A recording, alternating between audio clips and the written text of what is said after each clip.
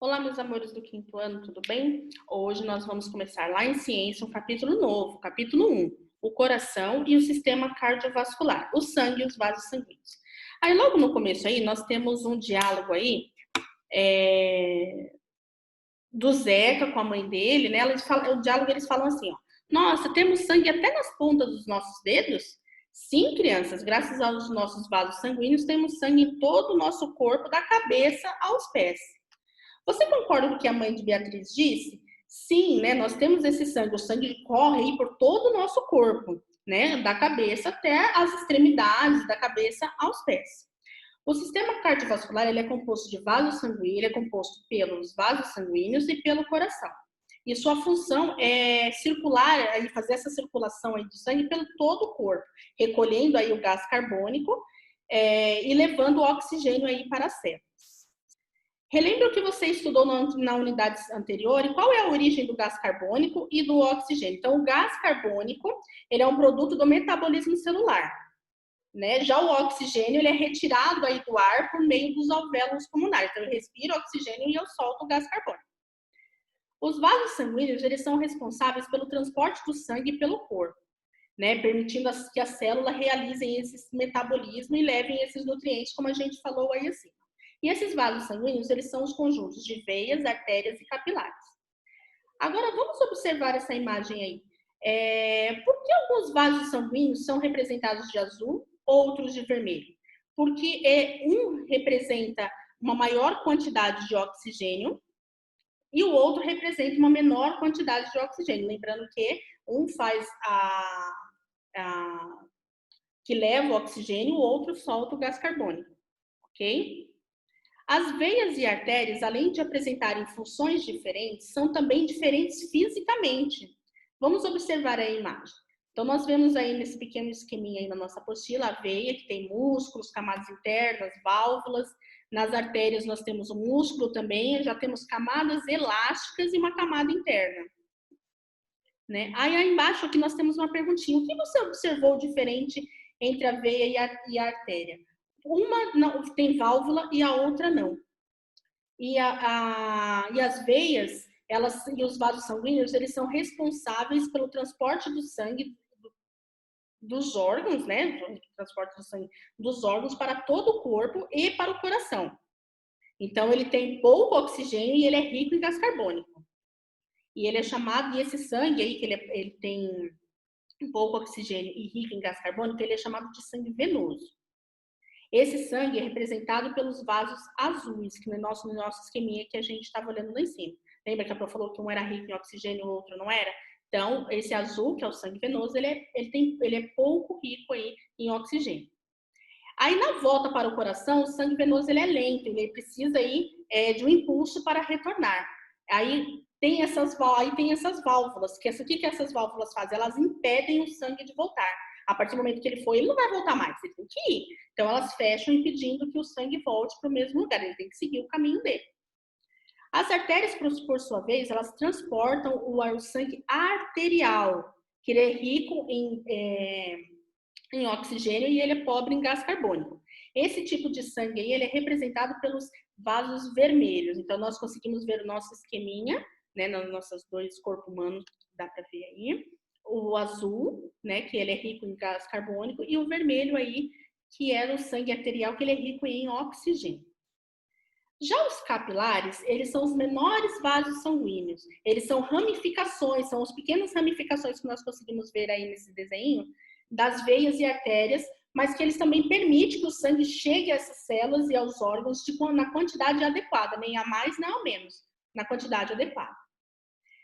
Aí Marina estava vendo um documentário, e nesse documentário ele falava assim da importância do sangue, que além de levar oxigênio para o nosso corpo, de fazer nosso corpo ficar em pé, vamos dizer assim, ele também é responsável por toda a água que é absorvida no sistema digestório, né? Pela água, pelos nutrientes aí que a gente absorve no sistema digestório, como a gente já estudou aí em capítulos anteriores. O sangue ele é tão importante para a sobrevivência que a sua perda por hemorragia pode levar à morte. Mas o que é uma hemorragia? A hemorragia é quando a gente sangra em excesso, né? Perde muito sangue do corpo humano e isso pode levar à morte. O corte de Zeca foi suficiente para causar uma hemorragia? Não, o corte dele foi um corte superficial, ok? Quando uma pessoa perde muito sangue, é necessário realizar uma transfusão de sangue para repor esse sangue que o corpo humano perdeu. Só que para fazer essa recuperação, você tem que saber primeiro qual é o seu tipo sanguíneo, o seu grupo e o seu tipo sanguíneo. Existem aí o grupo sanguíneo A, B, AB e o O aí nas pessoas. Vocês sabem qual é o seu tipo sanguíneo? Pergunte aí para a mamãe, a papai ou para um responsável, ok? É muito importante, pessoal, quando a gente vai fazer uma transfusão de sangue, é importante a gente saber qual é o nosso tipo sanguíneo, ok? Aí, como que eu faço? Aí, depois que eu faço uma transfusão, como é que será que aquele sangue é reposto lá, no banco de sangue? Pela doação de sangue, né? O sangue doado, ele é mantido em estoque e disponibilizado aí para as pessoas que precisam. Mas quem pode doar, Pro? Pode doar pessoas entre 16 e 69 anos. Lembrando aí que quem tem 16, 17 é considerado menor de idade, tem que ter a assinatura do responsável, ok? E existem dois tipos de situações aí que não é permitido doar sangue, né? As situações temporárias e as situações definitivas. As temporárias é por pouco tempo, por um determinado tempo. Por exemplo, eu estou gripada e preciso aguardar um prazo de 7 dias para doar. Então, isso aí é temporário. Passados 7 dias, eu vou poder doar, ok? Ou uma extração dentária também. É tudo temporário. E tem as situações definitivas, que são aquelas doenças que existem no sangue que me impedem de poder doar para as outras pessoas, como a AIDS, a malária, a hepatite e as doenças de Chagas. O sangue possui células que ajudam a combater doenças e cicatrizar feridas, cortes e arranhões que podemos sofrer no nosso corpo. Vocês já sofreram arranhões em alguma parte do seu corpo? O que se forma será depois do que se forma aí no arranhão depois de alguns dias? Né? Formam-se as casquinhas, né? Essas casquinhas que formam assim nos machucados, que é onde começa a cicatrização, ok? Mas José, que ele é de deficiente visual, e você falou para mim que ele está assistindo um documentário na televisão. Como será que ele consegue entender?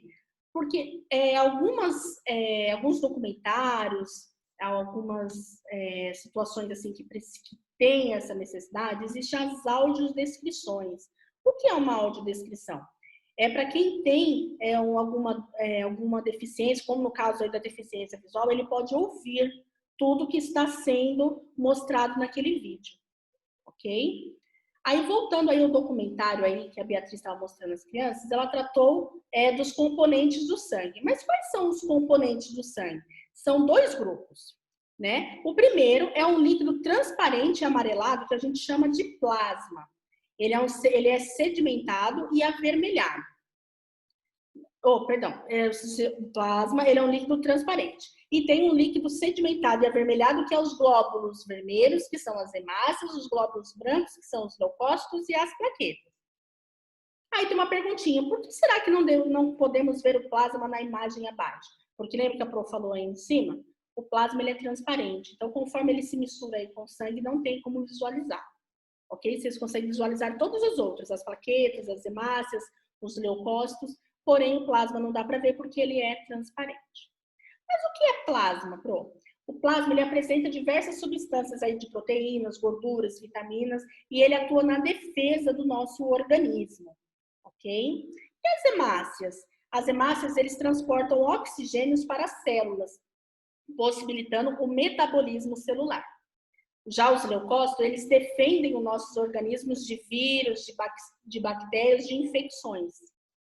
E as plaquetas, elas coagulam o sangue para estancar sangramentos e evitar hemorragias. Elas formam as fibrinas, as redes fibrosas, assim, que começam a cicatrização, né, na área de cortes e machucados. Aí, quando o Zeca se cortou, quais componentes do sangue agiram para fechar desse ferimento? Foram as plaquetas, ok? Já na imagem ao lado, o que vocês teriam que fazer aí para a prova? Vocês têm que circular de azul os leucócitos, de amarelo as plaquetas e de verde as hemácias, ok? O coração. O coração é um órgão oco e formado por músculos. Sua função é bombear sangue em duas vias, do coração para o pulmão e vice-versa, do pulmão para o coração, e do coração para o resto do corpo e vice-versa, do resto do corpo para o coração. Mas por que é preciso bombear o sangue para os pulmões especificamente? É preciso bombear o sangue para as trocas gasosas. Né? Nós precisamos bombear o sangue, eles precisam chegar lá nos pulmões para fazer essas trocas gasosas. O coração humano ele é ligado por várias artérias e veias, e ele é dividido em 4 câmaras principais. 2 átrios, um esquerdo e direito, e 2 ventrículos, esquerdo e direito. O átrio e o ventrículo esquerdo recebem o sangue arterial, enquanto o átrio e o ventrículo direito recebem o sangue venoso. O arterial, lembrando que o arterial é o sangue que tem maior quantidade de oxigênio e o venoso, maior quantidade de gás carbônico. Nossa, mãe, o sistema cardiovascular é complexo. Sim, filho, ele é muito importante para todo o corpo. Mas como será que o sangue caminha pelo corpo todo? Aí, no documentário, voltando aí ao documentário que eles estavam assistindo, o assunto dele era exatamente a circulação do sangue. E nela explicou-se que a circulação do sangue é o movimento do sangue pelas veias e pelas artérias. E com isso ocorrem os batimentos cardíacos. Você já ouviu falar em batimento cardíaco? O batimento cardíaco é o movimento involuntário que o nosso coração faz, de contrair e dilatar. Aí nós temos uma experiência. Então, vamos lá? Vocês vão pegar aí um tubo, pode ser um rolinho aqui de papel toalha, que é o da Pro, ok? O que vocês vão fazer? Vocês vão colocar no ouvido e chegar perto do peito da mamãe, do papai, do irmãozinho, de quem estiver aí com vocês e vão escutar eles parados. Aí vocês vão dar um tempinho e vai ver como que é a batida deles parados. Aí vocês vão ter que fazer o quê? Vocês vão pedir para essas pessoas levantarem e fazer algum exercício, dar uma caminhada, dar uma corridinha durante 3 minutos. E vão fazer esse processo de novo de ouvir. Ok? Aí, vocês vão pedir para eles levantar de novo, e pedir para fazer polichinelo, fazer um exercício um pouco mais rápido durante 6 minutos. E vão tentar escutar de novo. Aí vocês vão anotar aí para pronto. O que vocês observaram? O que vocês conseguiram escutar? O que vocês observaram escutando o coração aí nessas fases? Eles parados, eles um pouco mais movimentados e eles bem movimentados. O que vocês escutaram? E o que é um estetoscópio? O que será que serve aquele negocinho que o médico coloca lá no ouvido, lá, né, e põe assim na gente? Para que será que ele serve? E depois de baixo vocês vão ler o textinho aqui, ó, e vão completar para a prova, refletindo sobre o que fiz na prática. Podemos afirmar que após os exercícios físicos, a demanda de quê? De oxigênio ou de sangue aumenta. E dessa maneira, o coração passa a bater o quê? Mais rápido ou mais devagar? Aí vocês vão colocar aí para a prova. O coração, ele funciona como uma bomba que impulsiona o sangue aí por todo o corpo humano. Que nem a Pro explicou aí em cima, ele se contrai e ele se dilata, bombeando o sangue aí para essas veias e essas artérias. Esse movimento se chama batimento cardíaco e ele dá origem à circulação do sangue. E a partir do batimento cardíaco é onde ele joga aí o sangue para circular no nosso corpo. Aí nós vemos aí o coração, veia cava superior, os pulmões, a aorta, temos todos eles aí, o átrio direito, esquerdo, ventrículo, nós conseguimos visualizar tudo aí. Aí tem uma questãozinha número 1 aí. Você já aprendeu sobre a coloração didática em azul e vermelho das veias e artérias? Observe o desenho e explique. Pro, mas eu não entendi. Como assim coloração didática? Lembrando que o nosso sangue ele é todo vermelho, o tempo todo. A gente não tem sangue azul. Então, isso aí é didaticamente, assim, para ficar mais fácil de vocês visualizarem e entender. Por que o sangue representado em azul dirige-se aos pulmões?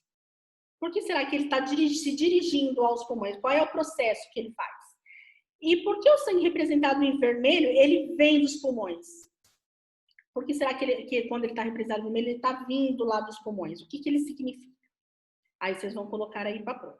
O átrio ventrículo esquerdo do coração impulsiona o sangue arterial, que é o rico em oxigênio, dos pulmões para as artérias. Aí, lá nas artérias, elas se dividem entre a aorta e a aorta descendente, que elas que levarão esse sangue para o restante do corpo. Já o ventrículo e o átrio direito, eles recebem o sangue venoso, lembra dele? Que é o rico em gás carbônico. E ele também tem 2 veias, a veia cava inferior e a veia cava superior, que realizam aí essas trocas gasosas. Tudo bem? Então, existem duas circulações diferentes, uma do pulmão ao coração e outra do coração para o resto do corpo? Isso mesmo, filho. Ela está falando que existem realmente essas duas, né?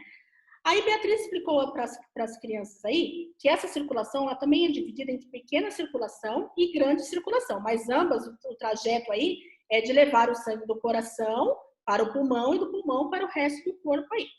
Então, a gente vamos ver aí o nosso esquema. Então, essa parte aqui do meio, pessoal, é a pequena circulação. É aquela circulação que vai só do coração para o pulmão, onde tem as trocas gasosas. Essa aqui, ó, não sei se vocês, acho que vocês estão conseguindo ver direitinho, é a grande circulação. Vocês conseguem ver por que é grande, né? Ela é bem maior. Então, essa aqui é onde vai direto para o corpo todo. Ok? Aí, tem uma perguntinha número 2 e apenas uma resposta é correta. O ventrículo direito bombeia o sangue venoso para os pulmões, fazendo parte da pequena circulação? Bombeia o sangue venoso para o resto do corpo, fazendo parte da grande circulação? Bombeia o sangue arterial dos pulmões, fazendo parte da pequena circulação? Ou ele bombeia o sangue arterial para o resto do corpo, fazendo parte da grande circulação? Aí, o que vocês vão fazer na 3? Vocês vão voltar lá naquele esqueminha aqui da Pro, que a Pro explicou qual era a pequena circulação e qual era a grande. Vocês vão voltar aqui e vão circular exatamente isso para a Pro. Qual é a pequena e qual é a grande.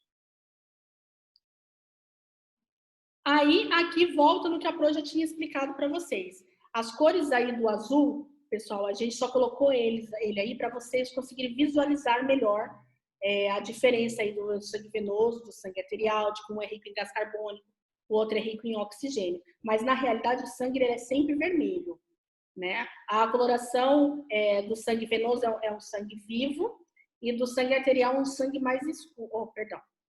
A cor aqui do sangue venoso é um vermelho escuro e do arterial é um sangue mais vivo, ok? E no mundo lá da tecnologia, lá nós vamos terminar aí a nossa parte aí falando um pouquinho do stent cardíaco. O stent cardíaco é um procedimento cirúrgico que é feito aí nas pessoas que têm ataques cardíacos, infartos. Mas por que dá esses ataques cardíacos aí, Pro? Porque geralmente essas veias que levam esse sangue aí, elas se entopem com gordura, né? Como isso se dá isso? O excesso de trabalho, pode ser má alimentação, sedentarismo. Então, esse stent cardíaco ele é uma técnica que previne aí um infarto, pois ele impede que as moléculas de gordura se acumulem e obstruam a passagem sanguínea. Essa técnica, pessoal, ela se resume em introduzir uma molinha que ele vai abrir, ele vai esticar um pouquinho mais essa veia que tem a gordura, ele vai dar uma expandida nela, ele vai crescer ela um pouquinho, né, alargando a parte interna das artérias. Tal processo é chamado de angioplastia e permite salvar aí muitas e muitas vidas, ok? Então, essa foi a nossa explicaçãozinha. Um super beijo, espero que vocês tenham gostado e tchau, tchau.